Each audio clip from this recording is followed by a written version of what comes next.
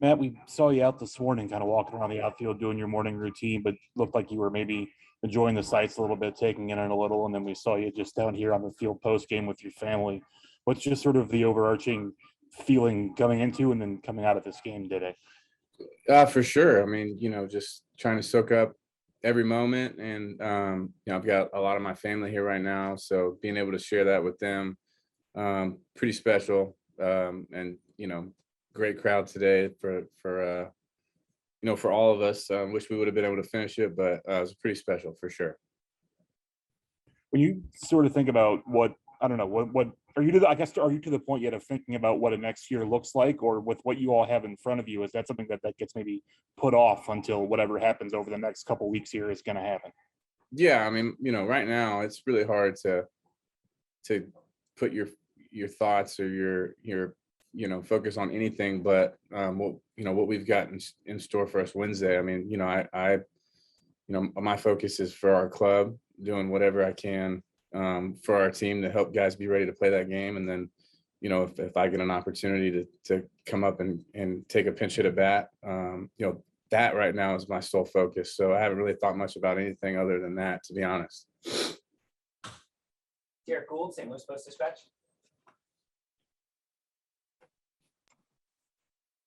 You've been a part of some postseason games between these two really royal teams, franchises. When you think about it, when you think about facing the Dodgers with one game to move on, what comes to mind? Yeah, I mean, a lot of memories come to mind. A lot of really good battles against a really good historic franchise. I can expect and imagine it being a pretty rowdy crowd and a very, very good baseball game. Two really good teams going at it, two really good pitchers going at it.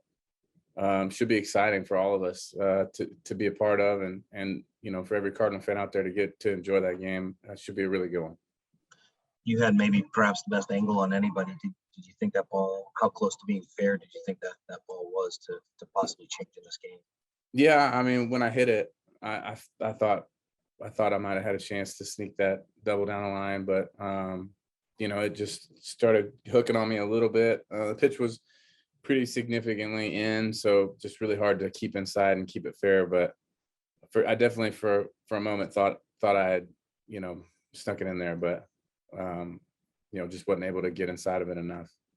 And two other quick questions. How much has kind of your confidence in a moment like that and sort of your pursuit of delivering in a moment like that has kind of guided you this season? Yeah, I mean, I always feel good in those moments. Like I feel, that I'm going to come through for our team, regardless of, the past or, what kind of season you're having. I think that as a competitor, if you're not in that mindset, then, you shouldn't be here. So when I get into those moments, I feel like I'm going to, come through and, get the big hit. So, that was kind of my mindset there and just didn't work out.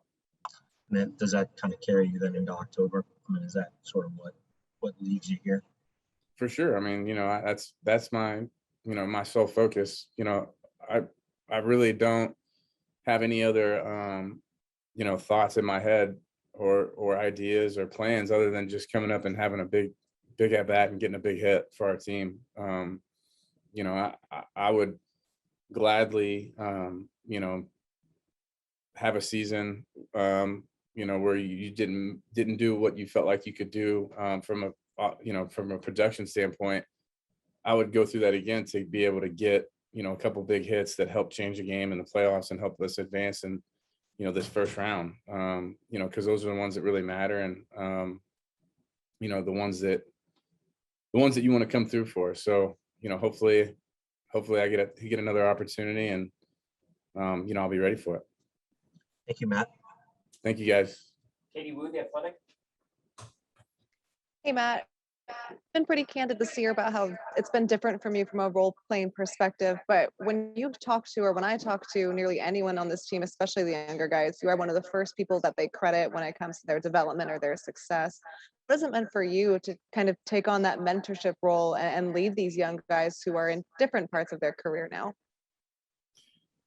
Yeah, I mean, it means a lot. That for me has been, the most enjoyable part of the season, being able to watch some of these young guys have tremendous success and really turn the corner, and you know, being a player that they can lean on and ask questions to, and give, you know, being able to give my experiences and my advice to those guys, you know, that is what makes, you know, this really, I mean, those are some of the most enjoyable moments that I've had in my career for sure. And you know, I wouldn't take back, you know, this year for anything, to be able to do that and to be able to, you know, be a part of this. Is a new role for me, but it was an enjoyable role, one that I really, you know, got to, you know, spend a lot of time with a lot of our younger fellas, and you know, just been great to watch, and been great to watch the success our team's had. And you know, I don't think we're anywhere near done, and I think we're going to see a lot of big moments from a lot of young players going forward.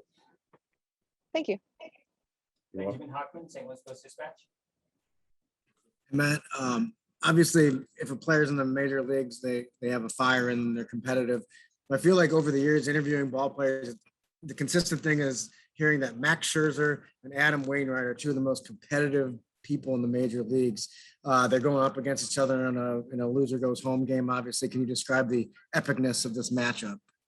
It's pretty awesome. I mean, I've gotten to, you know, obviously I know Adam really well, but I've gotten to know Max over the years. And I mean, yeah, I mean, those guys are very similar in that regard as far as competitiveness.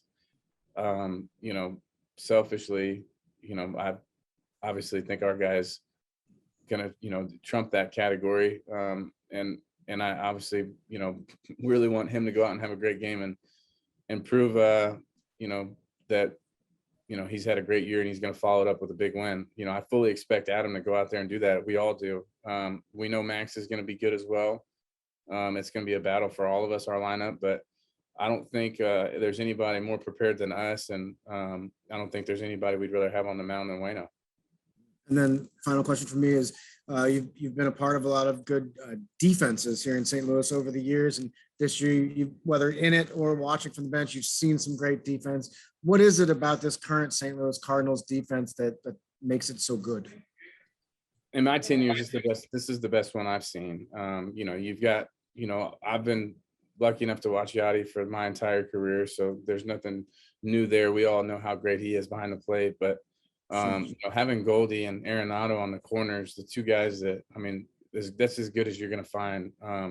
You know, defensively, I think we all know that. And then, you know, the play of Harrison Bader over the last few years, the kind of defender he is. You know, Tyler O'Neill running down balls like crazy. DC has shown a great job, and right. And then obviously Tommy and the combination of, you know, DeYoung and Sosa up the middle. I mean, this is as good as a defense as you're going to get. And it's been pretty special to watch. And, you know, I fully expect it to hold true to what it's done all year in the postseason for us.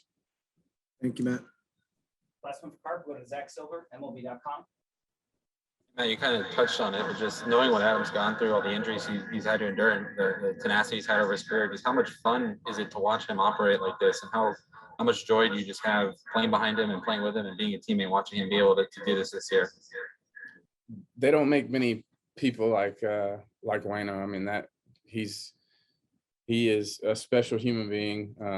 You know, the kind of, you know, and really just, you know, I could say a lot of, I mean, I could sit here for an hour and tell you all the great things about him, but I think the thing that I think is most impressive from just a performance and baseball player standpoint is just his willingness to, you know, to compete and be great. You know, he pitches with a chip on his shoulder. He's always played with a chip on his shoulder. Just when you thought, you know, he was done a few years back, I mean, he's, you know, arguably, you know, better than he was before. So, you know, he's been really impressive to watch. And, you know, I think that this game is going to be a magical moment for him. And I think he's going to come through for us.